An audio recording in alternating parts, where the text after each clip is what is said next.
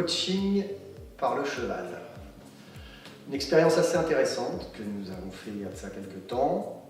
et avec Anne France. Et donc l'objectif était de voir comment on interagissait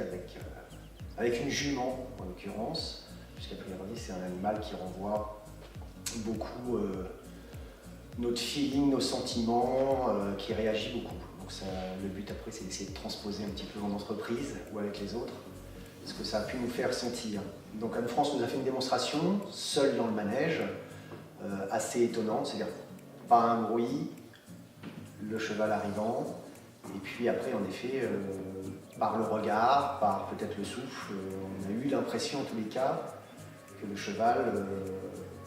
avançait, trottait, galopait, changeait de direction, s'arrêtait. Donc c'est assez étonnant, et puis après on doit se lancer, donc on se retrouve seul au milieu, et en fait tout de suite la première chose moi qui m'a marqué, c'est qu'on a tendance à vouloir se déplacer vers l'animal, alors qu'elle ne bougeait absolument pas, je parle d'Anne France. Donc il faut arriver à se contrôler, à essayer de rester absolument au centre, d'accompagner éventuellement le cheval qui au début tourne un petit peu autour de nous,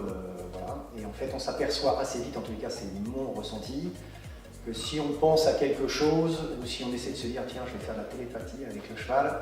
il ne se passe pas grand chose, voire il s'arrête, il tourne, voilà. Et en fait à partir du moment où on arrive vraiment à respirer, à être très humble, très calme, l'animal finalement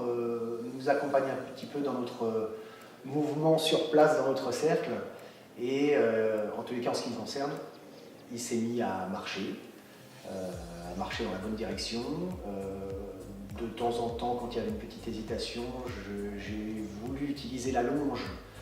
mais en l'utilisant à mon avis mal, parce que quand on l'utilise, il faut vraiment l'utiliser pour montrer et donner réellement l'ordre et l'action que l'on veut obtenir du cheval. Donc ça, là-dessus, j'ai été un peu border, je l'ai ressenti assez vite, j'osais pas en fait.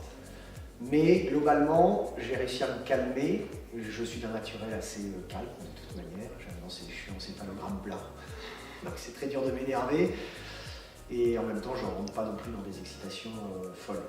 Donc ça s'est déroulé après assez simplement, le cheval a en effet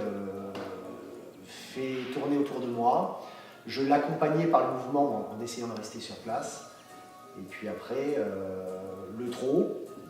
le changement de direction, un peu plus compliqué, en essayant de céder un petit peu de la longe et du bras, on nous avait expliqué que c'était un peu quelque chose qui prolongeait notre esprit,